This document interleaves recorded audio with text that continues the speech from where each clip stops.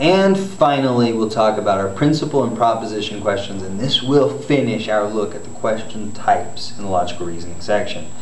As I told you earlier, as I alluded to earlier, the principle and proposition questions really aren't different questions. They are like types or examples of other questions that we've seen elsewhere in the logical reasoning sections, just using the word principle or proposition in the question stem.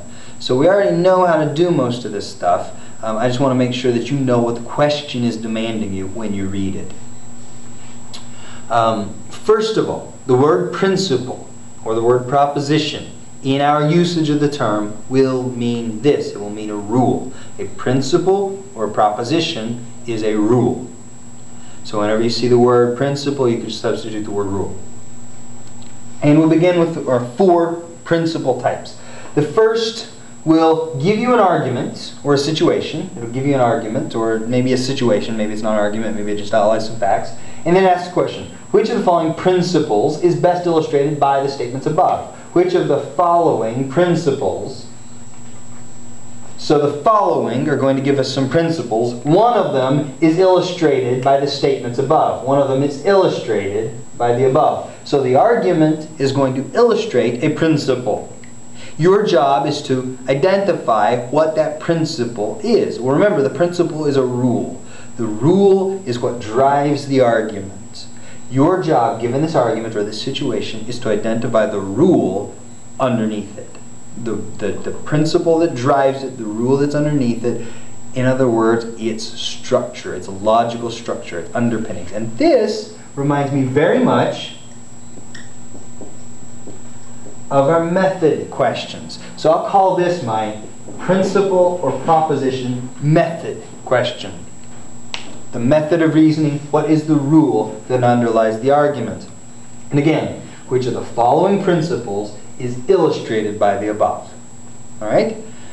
And we'll look at some examples once we get back together, and you can look at them from your text, but you know, the argument or the situation is driven by some kind of rule. What's the rule that drives it? And that's kind of like identifying the method of reasoning.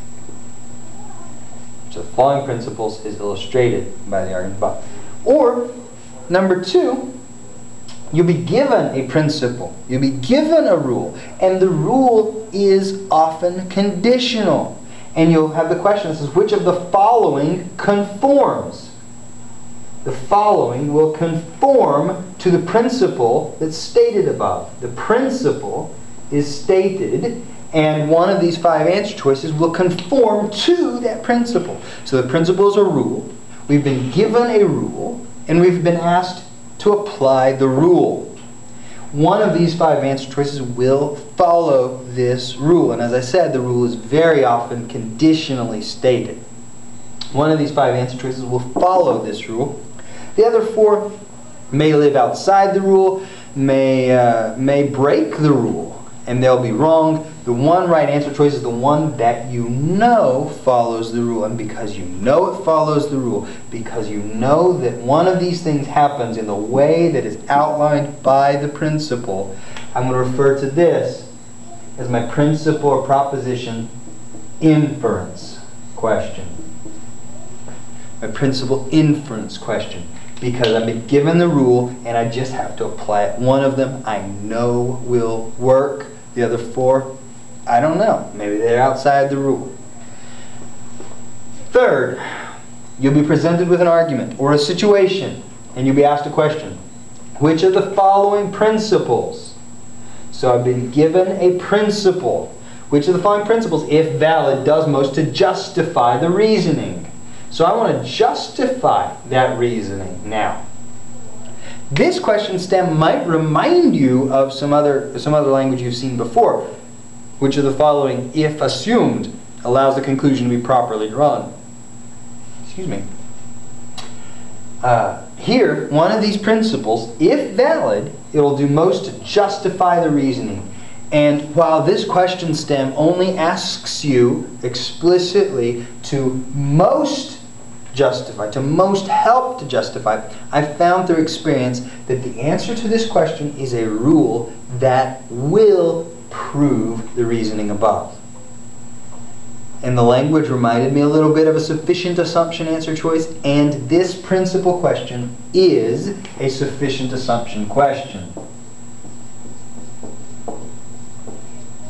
A principal, proposition, sufficient assumption question.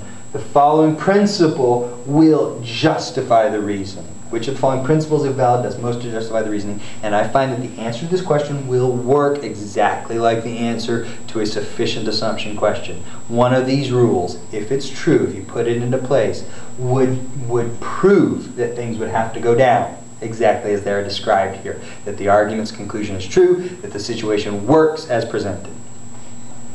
Finally, you'll be presented with an argument or a situation. You ask the question, which of the following illustrates the principle illustrated above? Which of the following illustrates? So one of these 5 things, one of these 5 arguments or situations is going to illustrate a principle that is illustrated above. So here this is a little bit like my principal method question, where I'm given an argument and asked which principle this illustrates. You know, I'm illustrating the principle and then I'm asked to identify it. And it's a little bit like my inference question, where I'm given the principle and asked to illustrate that principle. Here, I've illustrated the principle at the beginning and I've asked for another illustration. So instead of giving me the principle and illustrating it, instead of giving me the principle and asking me to identify it, they have illustrated the principle and asked me for another illustration of that same principle. So just like my method, they've illustrated the principle, but instead of asking me to state the principle, they've illustrated the principle and asked me to again illustrate the principle. This should remind you of our parallel questions. And where the principal method is very similar to our method questions, where the principal inference is very similar to our inference questions, the principal parallel question is a parallel question. There is no difference whatsoever. This is a parallel question. I only include it with this bunch because it will use this word principle. And I just want you to know that it really doesn't mean anything. A principle is a rule, and they have illustrated a principle and asked you to re-illustrate that same principle. It is a parallel question. We'll use it, or we'll work it the same way as we would work any other parallel question.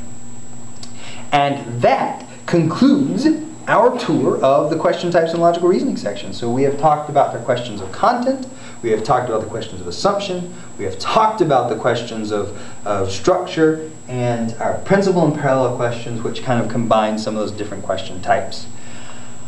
Once again, I am sorry for the inconvenience of having to cancel that session on Wednesday. I look forward to seeing you the following Tuesday, next Tuesday, and I do hope that these videos help you in your study for the next week. Take care, and of course if you need anything, you give me a call. Alright, talk to you later. Bye.